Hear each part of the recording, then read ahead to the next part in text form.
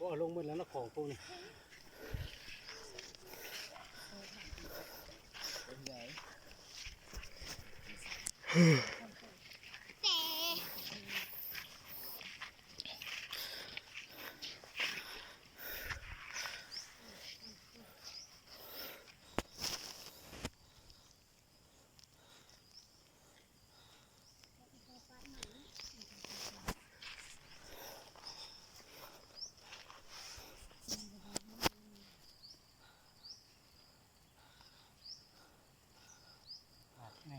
หาที่ขึ้นสูงได้ไง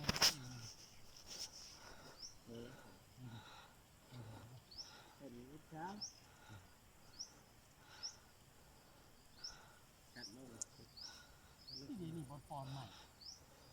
บอลโปตัวนี้ก็ที่บอลปอนแปดลงจะพอคุยโอ้โหนี่ขั้นจัดไม่ลงทัน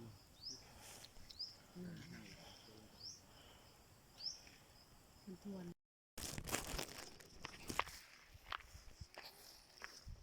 อคนกระตกกับวันนี้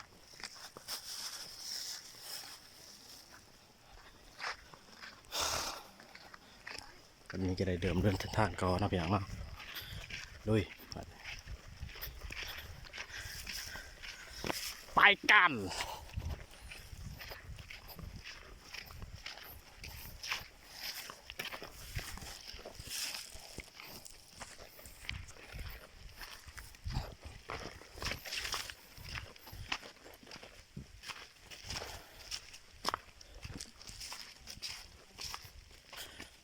เดินเถื่อขึ้นทุก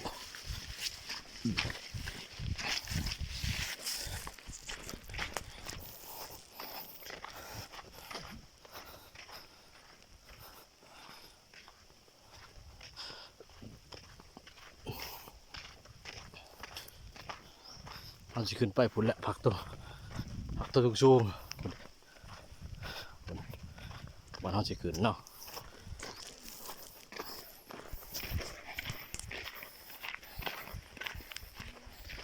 ในงานก่อน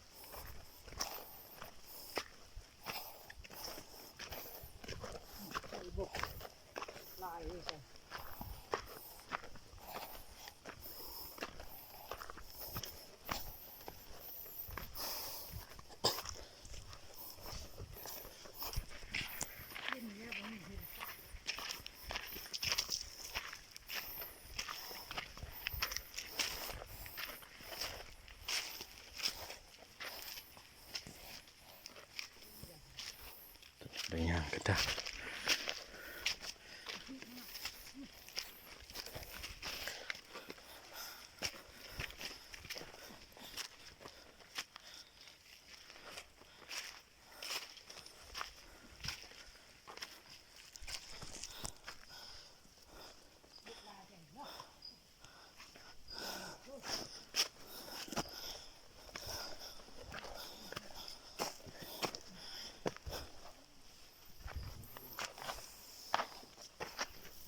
ไม่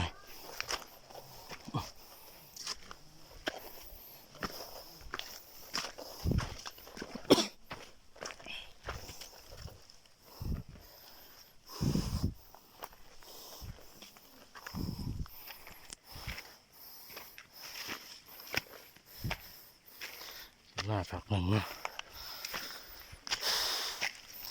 ก็ยังสันหอดผักโตสูงสุดตอนนี้ไม่ได้แล้วก็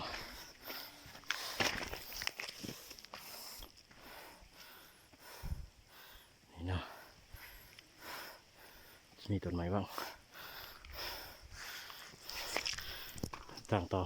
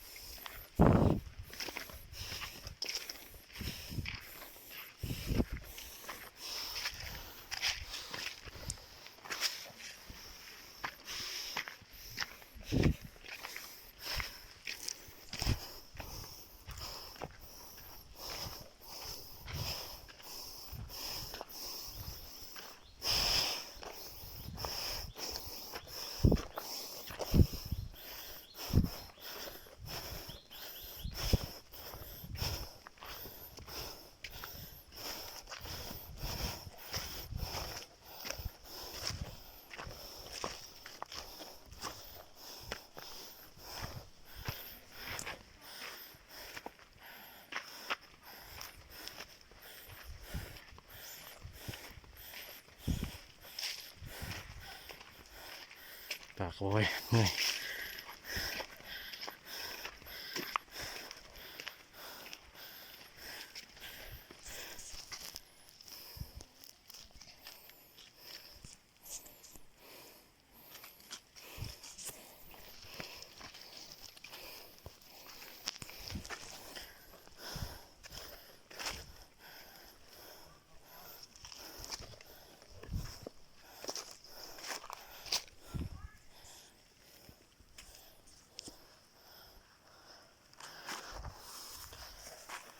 เอาไปเจ้าเอง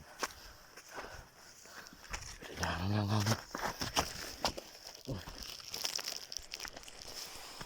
ย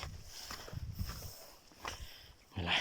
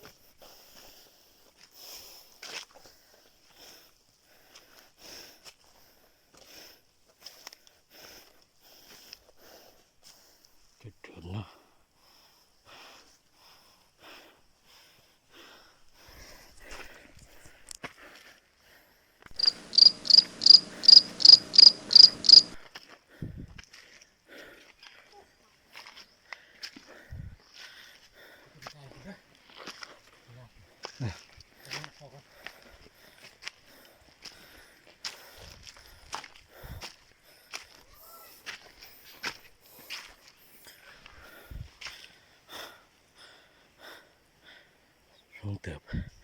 พุ่น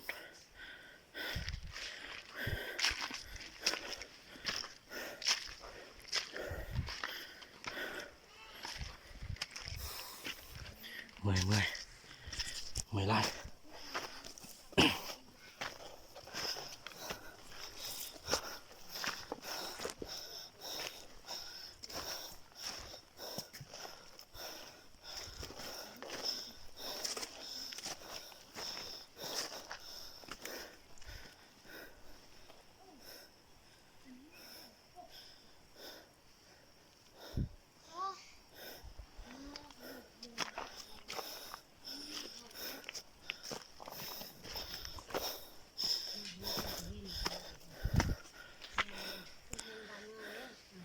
หอบถึงแล้ว โอ้ยเมื่อยจำเบาเลยเมื่อยเด้กับขาหักโอ้ย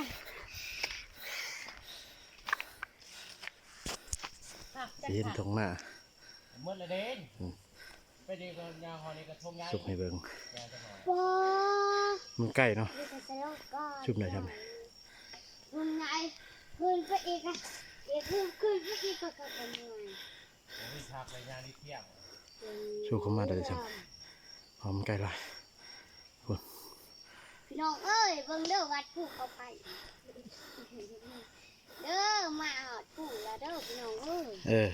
เด้อพี่น้องเอ้ย ฮอดฟูแล้ว กำลังใจมือนี่เคยมือไงไม่ได้ว่าโอ้ยลักงา เออ อันนี้น้ำว้าวน้ำซ่ามีไงอยู่ลุงก็อีพอนี่ปูธรรมชาติ เออ นี่กระบาดไม้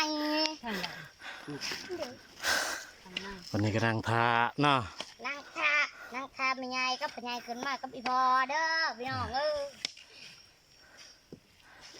จังน้อยนี่เศร้าเมื่อยแล้วก็ขึ้นพักเทิงอีกเด้อพี่น้องหน้าบ้านมันอู้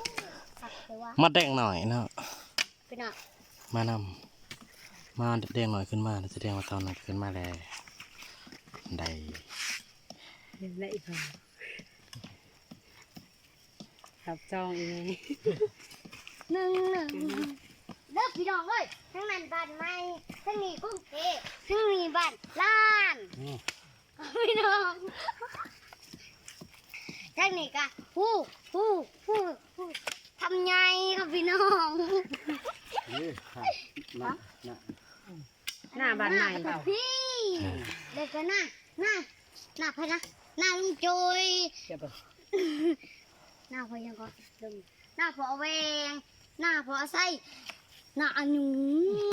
ไป ทั้งนั้นกะ ใหม่ไป หน้าบุกหน้าเช จักแล้ใหม่ไป หน้านี่เอาพี่ ย่างคืนอีกโอ้ย ไป เฮ้ยก็เลือกพี่น้องโอ้ย ไปกันปึ๊บ ตอนนี้กับเขาสู่ดงเมืดที่บ่เคยมีไพ่มาจักเถื่อ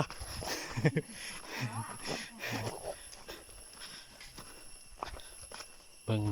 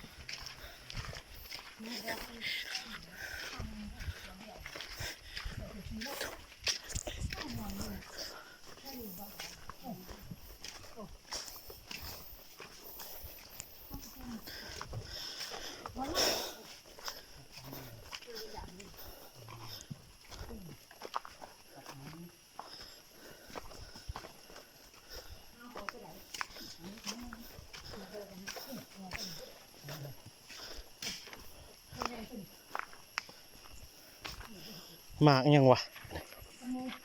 นี่ได้คือหมากปะโทงป่าหมากมันคือเลยแต่บ่เคยกิน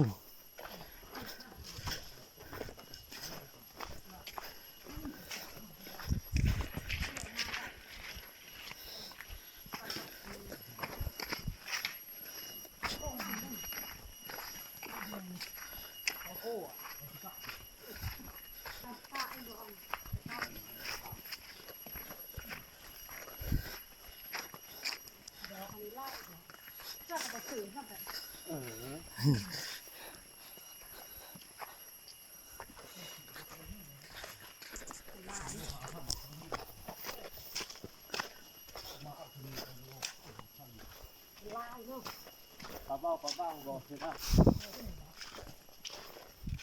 หัวใหญ่ยันแล้ว ทางไงเกี่ยวพี่ทางนี้ไปทาง มาหาตก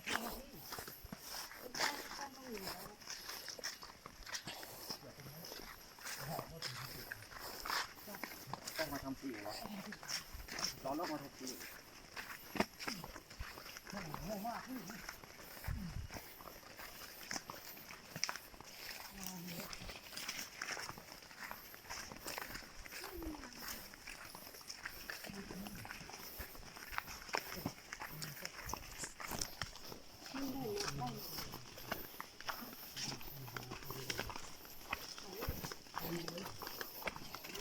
มากจ้ะเอามากมาเถอะแบบนี้ นี่ ตูป่วยนะตู แค่ถ้วยตัวนี้ มีน้านี่ แค่ป่วยนั่น แถมตาดนี่ มันข้าวก็ให้ประตูเก่านั่น โอ้ยใส่แก้วนี่ เขาเห็นก็เป็น มันเป็นเอาสิเนี่ยยังตัดใหม่แล้วก็ดึงเอา โอ้ใส่แค่มันตัว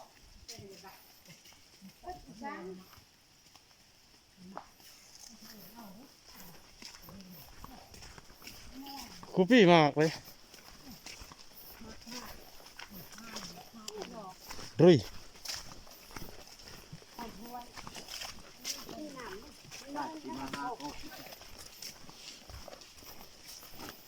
ใหม่ดูเขาตัด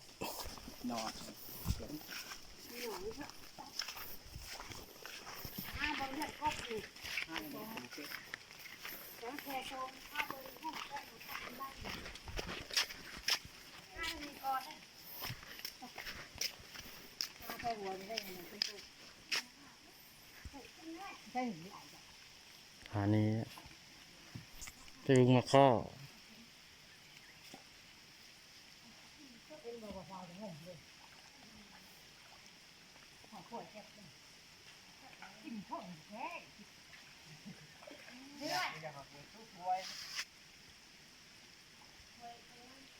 หอดไว้แล้วนะเป็นยัง